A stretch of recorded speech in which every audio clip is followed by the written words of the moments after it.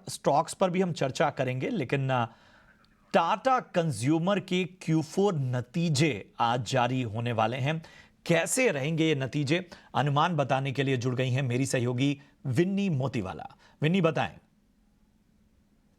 तो बिल्कुल टाटा कंज्यूमर्स के ये टाइम जो नंबर्स है, तो food and beverage overall FMCG के लिए जो पैक देखे तो वहाँ पे एक्सपेक्टेड है अच्छा करेगा। तो यस, टाटा कंज्यूमर्स में भी हम लोग 9-10% की रेवेन्यू ग्रोथ एक्सपेक्ट कर रहे हैं। प्रॉफिट ग्रोथ अराउंड 3-4% की प्रॉफिट ग्रोथ है और मार्जिन में 100 बेसिस पॉइंट की एक्सपेंशन एक्सपेक्टेड है। तो मार्जिन को क्या सपोर्ट करेगा, क्योंकि जो टी और सॉल्ट प्राइसेस लास्ट ईयर से कंपेयर करें वो कम हो चुके थे, तो उसकी वजह से थोड़ी मार्जिन में एक्सपेक्टेड है कि एक्सपेंशन होगी। इंडिया फूड बिजनेस भी एक्सपेक्टेड है अच्छी ग्रोथ होगी, double digit growth, while India beverage business में high single digit growth expected है।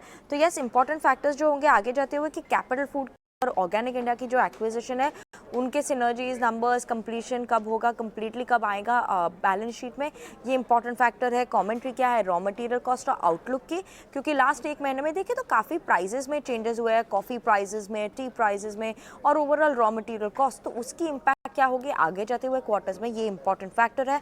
और मार्केट शेयर टी के लिए क्या है, वो उसकी ट्रेंड कैसे हो रही है, वापस इंक्रीज हो रहा है कि नहीं मार्केट शेयर, ये की फैक्टर्स है वॉच आउट करने के लिए।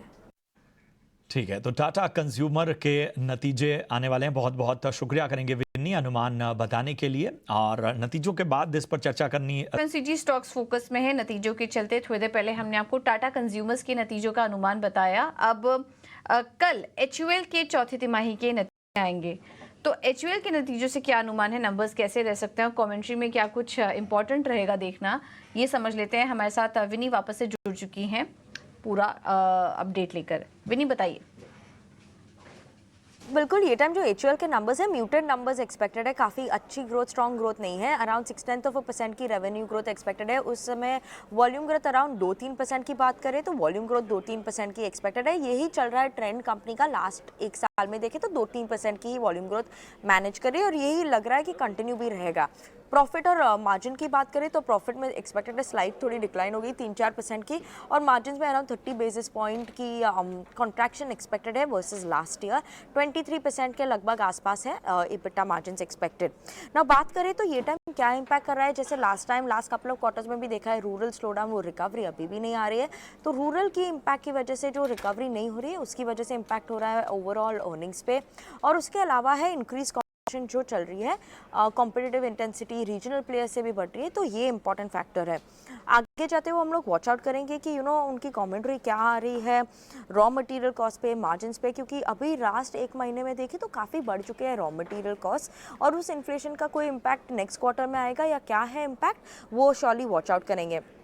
Home personal care segment subdued growth expected है वहाँ पे।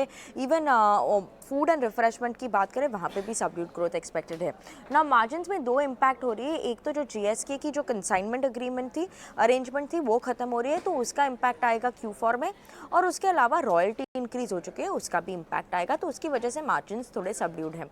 तो यस, इंपॉर्टेंट फैक्टर्स है कि कॉमेंट्री में क्या क्या आते हैं, आउटलुक क्या है, एचएफडी सेगमेंट जो है हेल्थ फूड ड्रिंक सेगमेंट, वहाँ पे क्या कॉमेंट्री है, क्योंकि ओवरऑल वो सेक्टर में काफ़ी इश्यूज चल रहे थे, अदर कंपनीज के लिए था, पर फिर भी इंपॉर्टेंट होगी एचयूएल की कमेंट्री इस सेगमेंट के लिए।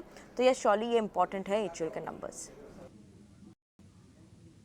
बिल्कुल, बहुत बहुत शुक्रिया विनी आपका ये पूरा अपडेट देने के लिए। वॉल्यूम ग्रोथ 2 से 3% रह सकती है, तो वॉल्यूम ग्रोथ काफ़ी इंपॉर्टेंट होगा देखना, और रूरल में और ग्रामीण क्षेत्रों में किस तरह का ट्रेंड हमको दिखाई दे रहा है इस पर भी नजर रहेगी। नतीजों के पहले हालांकि 1% ऊपर ये स्टॉक कारोबार कर रहा है। राजेश जी, नतीजों के पहले एचयूएल में क्या कोई ट्रेड लेना चाहिए, या फिर अभी कल फिलहाल नतीजों का वेट करेंगे उसके बाद कुछ निर्णय लेंगे इसमें? देखिए, ट्रेडिंग के हिसाब से नहीं, बट ओवरऑल अगर आप देखिए तो लास्ट फ्यू मंथ से ये काफी अच्छे हायर लेवल से नीचे गिरा है, तो एक कॉन्ट्रा बाई लेने की मैं सलाह दूंगा।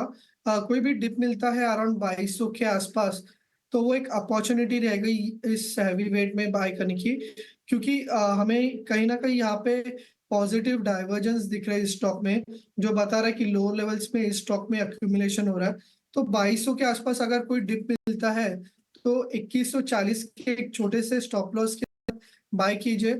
आने वाले सेशंस में अगर ये अपट्रेंड मोमेंटम पकड़ता है तो 2350 2380 के अपसाइड आपको देखने को मिल सकते हैं।